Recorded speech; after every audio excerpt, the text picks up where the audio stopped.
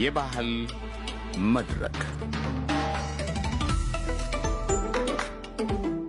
የቁጫ ብሔረሰብ በአሁኑ የደቡብ ኢትዮጵያ ክልል በጋሞ ዞን የሚገኝ ማህበረሰብ ነው።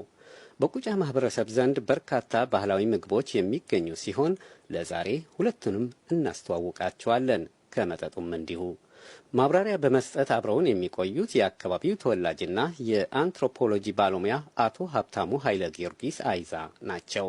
አቶ ሀብታሙ በቁጫ ብሔረሰብ ባህልና ታሪክ ላይ መጽሐፍ ጽፏል። በቅድሚያ ስለ ቁጫ መጠነኛ ገለጻቸውን እንዲህ ይደመጣል። እንግዲህ የቁጫ ብሔረሰብ በዚህ ዘመን የሚኖረው በደቡብ ኢትዮጵያ ክልል አሁን ደቡብ ኢትዮጵያ ክልል በሚል አዲስ በተቋቋመው ነው። ቀድሞ የደቡብ ብሔር ብሔረሰብና ሕዝብ ክልል ነው የሚባለው። ስለዚህ በደቡብ ኢትዮጵያ ክልል በሶስት መዋቅሮች ውስጥ የሚገኝ ነው። ያው አወዛጋቢ ቢሆንም ለጊዜው በጋሞ ዞን ውስጥ የሚገኝ መዋቅር ነው። ግን የቁጫ ሕዝብ በሶስት የአስተዳደር መዋቅሮች የሚገኝ ሕዝብ ነው። አንደኛ በቁጫ ወረዳ፣ ሁለተኛ በቁጫ አልፋ ወረዳ፣ ሶስተኛ በቁጫ ሰላምበር አስተዳደር ከተማ የሚገኝ ህዝብ ነው። በስታቲስቲክሶች ስሌት መሰረት በአሁኑ ወቅት የቁጫ ህዝብ ከ500,000 በላይ እንደሚሆን ነው የሚገመተው።